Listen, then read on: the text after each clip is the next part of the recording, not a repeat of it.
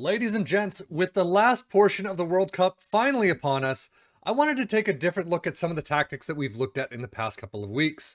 We've showcased three absolutely dominant tactics in the Premier League and lower leagues, but I kind of wondered something. How would they translate to the international stage? Let's find out.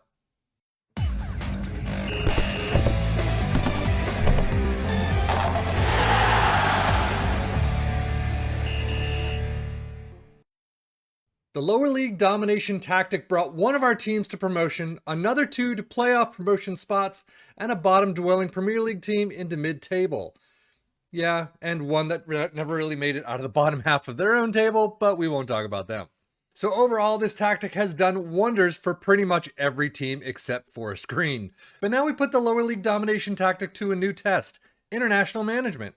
What I have done in these videos is I have taken my two countries, the US and England, and given them both the same tactic, simmed through the entire World Cup to see what would happen in the end, and here we are. I probably should have done two teams from different groups, but you know what, maybe next World Cup. But now let's see how they did. As you can see in Group B, both England and the US top the groups. England doing very well with 3 wins, 0-0 draws and losses, 14 goals for, 1 against, 13 differential, 9 points. So a flat 9 from them, perfect through the system, except for that 1 goal against.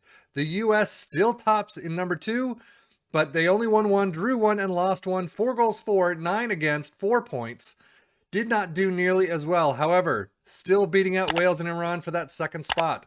Diving deeper, though, into the group, the biggest thing here, England 7, US 0. An absolute thrashing. But the US getting a 2-all draw on Wales. England beating up Iran 5-1. They actually got... The US didn't get a goal, but Iran did. Interesting.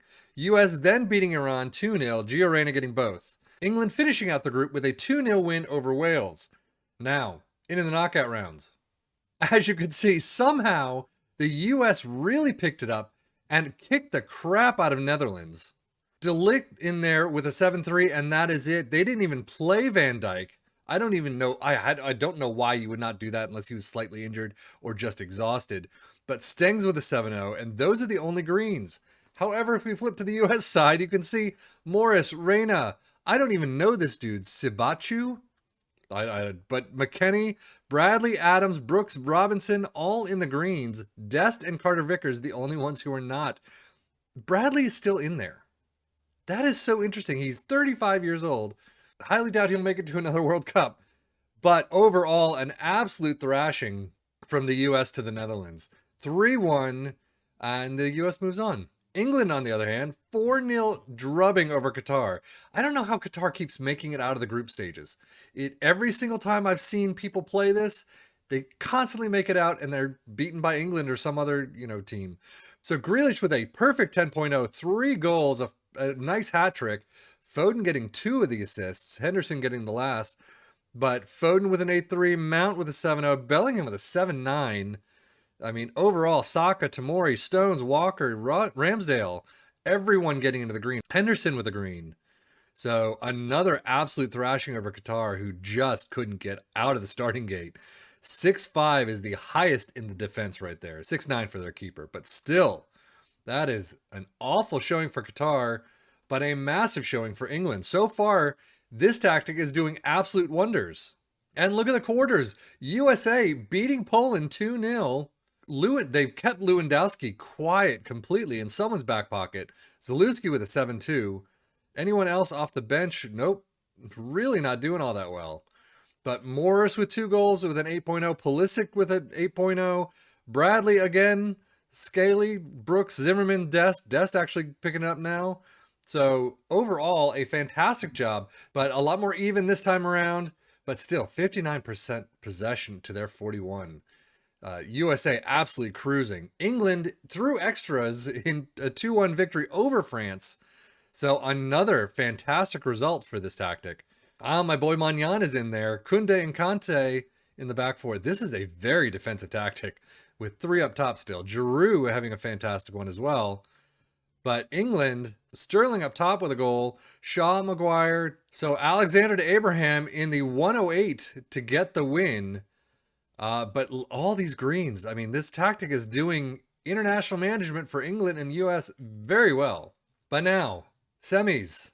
Somewhere they've got to meet up or something. There you go. USA losing out in extra time 2-1 to Belgium. England losing 1-0 to Spain. De Ketelaere in there. But Doku, De Bruyne, Fais, I don't know him, Denayer and Carrasco, all in the greens, doing very well. Some others, Lukaku and Vanaken. I'm butchering these names. I definitely apologize. A lot of injuries too, though.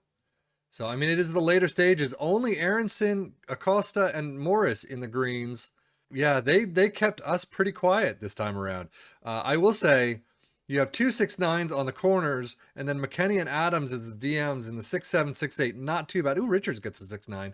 So overall, our defense didn't really lose too much. It just maybe 1 or 2 glimpses of brilliance from Belgium, and there you go. But again, 56% possession to their 44, 13 shots both, 6 on target to their 5. So overall, even though both the US and England lose out, this tactic has done a lot of great things, getting both the US and England to the semis. Unfortunately, not able to get through. However, as I always say, if you're in charge of these clubs, you probably can do a much better job. So I can definitely see many of you getting through to the finals and then winning. But Spain, Asensio with a 7-6. Nice. Torres with a 7-1. Ramos, Azpilicueta, and Simon all in the greens. Nobody off the bench in the green, though. And for England, Saka and Walker, the only ones in the green. Unfortunately, Chilwell with a 6-3, Rice with a 6-1, Maguire with a 6-6. Hendo and Ward-Prowse, 6-8 and 6-5, Mount with a 6-5.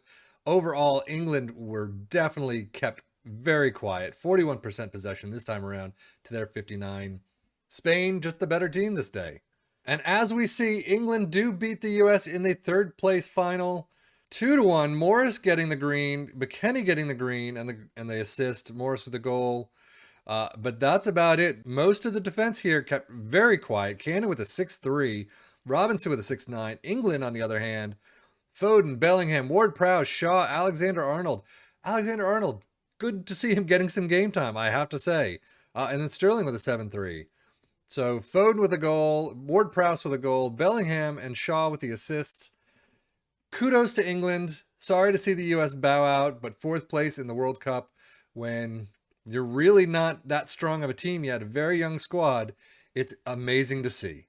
So, but as you can see, US still beating out in possession, 51-49. 7 shots, though, to England's 14. England's shooting boots were definitely on. The US just weren't able to cut it. And since we're already this far, the final is Belgium 2-1 over Spain in extra time.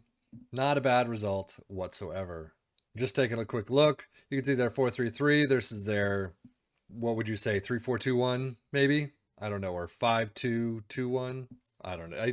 Those things always get me. But anyway, that is the lower league domination tactic. We are going to try another one for tomorrow and then probably throw another one out there on the final match of the World Cup. I'll see. I want to do something for the 3rd place match as well, but we will see. But the lower league domination tactic has taken England and the US very far. I am kind of surprised. So all the way to the semis and the 3rd place match. A fantastic result so far. Next time out, we'll do another tactic for tomorrow and see how it does in international management. So as always, I am SefianFM for the Football Manager blog saying thank you so much for watching. Take care and enjoy.